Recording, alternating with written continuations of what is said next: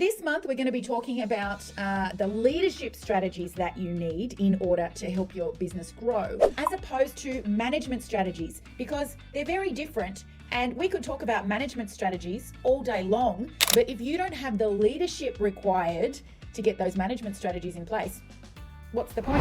All right, so the first thing that we need to do is actually give you a definition of the difference between leadership and management so that you're on the same page as me and you understand that they're not interchangeable words. Leadership and management mean two completely different things. And you should be able to sum up after I give you this definition of whether you've been just managing or whether you've been leading. So I did some hunting around this morning because I wanted to give you a really clear definition, and I actually found one that I was pretty happy with. So I'm just going to share this one with you here. So it says, leadership is about motivating people to comprehend and believe in the vision you set for the company and to work with you on achieving those goals. While management is more about administering the work and ensuring the day-to-day activities are getting done as they should be. So you can think about leadership as that above-the-line stuff where you have to actively get your people engaged in where it is you're trying to go. While the management stuff is that in the business below-the-line stuff, like ensuring that workflow happens as per your set systems and procedures, ensuring that people are following the systems, making sure that productivity is where you want, where efficiency is where you want. So yes, management does involve the people, but leadership is about what motivates the people to do that. So I'm hoping that you can see here that there is a very big difference between the two. What I'm going to share with you today around leadership is a little exercise that I want you to perform in order for you to actually assess the people on your team right now and whether you actually are going to have any hope of them buying into your vision so that you can lead them. And it's something that we've shared with our engine roomers before, and it's really, really simple. And it's something that you can all access and read up more on because it comes from a book that is already published by Patrick Lencioni, who wrote The 5 Dysfunctions of a Team. So what I'm sharing with you here is 3 words that you can use to assess everyone that's on your team right now. And those 3 words are what you can see on the screen: humble, hungry, and smart. Now, there's an explanation for each of those words. So let me go through those before you abandon this video and think, oh, what's she talking about now? Just hang in there, because these 3 words will change the way you look at your team and the way you recruit forever. So what we learned from the book, The Ideal Team Player, is how to evaluate people. And the first way to do that is by measuring the first person that you think of in your team against the word humble. Now, let me explain humble to you. So a person that is humble does not have a self-worth problem, okay? They are, innately confident. Somebody with innate confidence and natural confidence needs to be distinguished from somebody that is cocky. That's a word we use in Australia. I apologise for our Northern Hemisphere friends if you don't understand what that word means. But it means that the confidence comes from their ego being a bit over the top, rather than them just knowing, yep, I'm good here. I don't need the spotlight. I don't need constant praise. I don't need my employer to constantly fill me up with attention and significance in order to feel good. Okay, so humble is somebody who will do what they need to do and won't seek your constant attention and praise for it. So that's the first thing that we measure somebody by. Are they humble? We want people with a natural sense of self-confidence. Doesn't unnecessarily seek the spotlight, doesn't unnecessarily seek your attention, doesn't unnecessarily seek your praise. You are not trying to fill a void in them. The second thing that we're looking at is hungry. So with hungry, is this person constantly self-motivated to not only get the work done, but they do it with passion? And you don't have to ask them to do more than what is naturally expected in their role.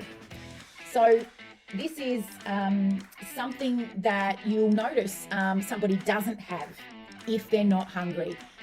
They might stretch all of their jobs out to suit the length of the day rather than just smashing through the work and then coming to you and saying, okay, they're done.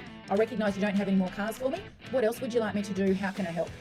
Okay, that's hunger. Okay, so we've got humble, natural sense of self-confidence, hungry, want to jump in there, want to help. They might get there early, they might stay late without you having to ask, and they do it with some passion. And then smart. Now, smart actually stands for people smart. Does this person, are they good with interacting with other people? So are they good at interacting with the other people in your team, with you, with the customers, if they've got a customer-facing role? Someone who's not people smart often doesn't have a filter between their brain and their mouth, and when they have conversations with people, they can often offend easily.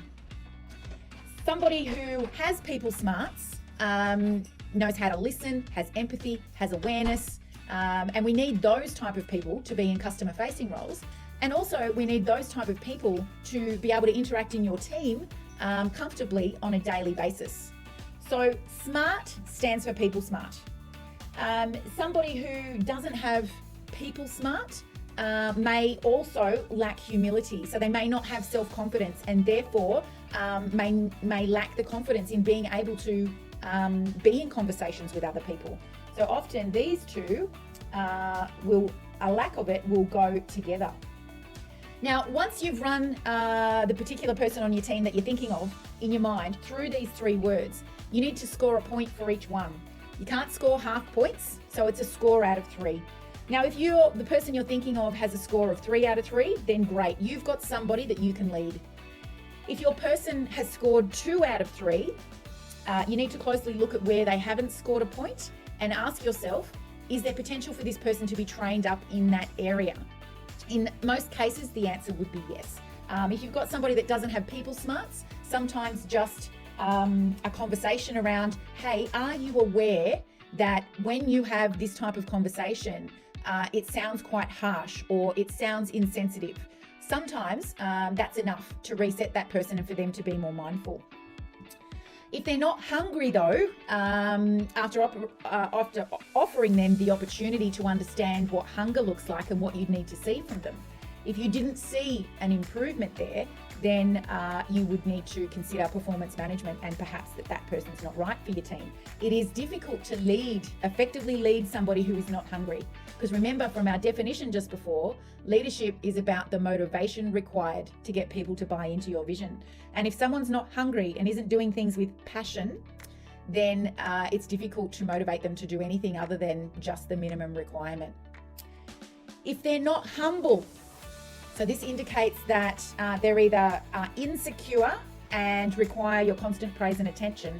They're a bit of an egomaniac and they dominate with their attitude and their conversations over the rest of the team. Then you have to have a discussion around how to make that person aware of that. And once again, if you aren't able to rein that in, you need to think about the long-term effects of that person remaining on the team for the rest of the team. Because remember, the team looks for what you tolerate rather than what you preach. Now, if you've got somebody that scores a 1 out of 3, you've got 2 options here. You need to consider, number 1, do you want them on the team?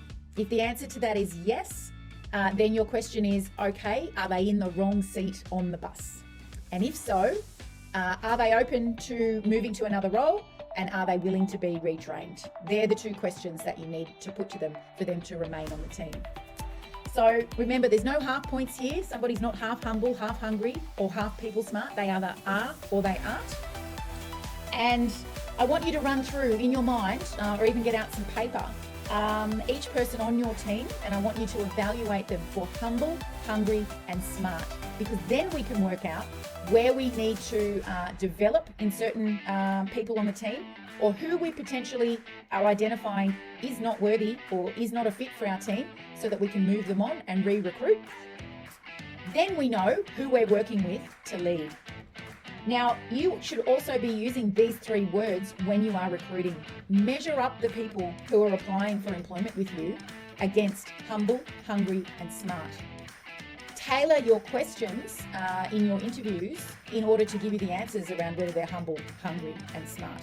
When you're doing reference checks, and I hope that you aren't missing that step, ask their former employers Did you have to constantly fill them up with praise? Do they have a natural sense of self-confidence? Were they over the top with their egos? Were they hungry? Did they act with passion?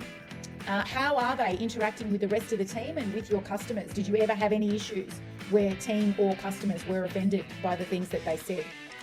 These simple 3 words can help you evaluate an entire team and the people that come to work with you to make sure that they are going to fit in with the values that you have.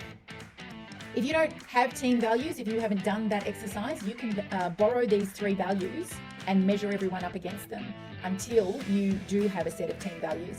And I strongly encourage you to use these 3 as part of that team value set.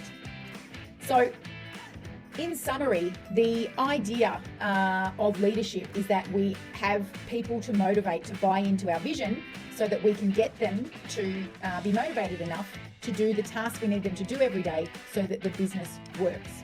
But first we must evaluate if we've got the right people there to do that. So I strongly encourage you to use these 3 words. Do this exercise today. If you want some more background on it, then I highly recommend you get onto Audible or order the hardcover copy of The Ideal Team Player by Patrick Lencioni. Great book, told in a story, told in a fable. So it's really easy to understand. I hope you found that useful. Make sure if there's somebody who is you want to see this video, then make sure you tag them in the comments. Let me know if you're on live or if you're catching the replay. And I'd love to hear your insights about what you think about how you can apply humble, hungry, and smart. Catch you again soon.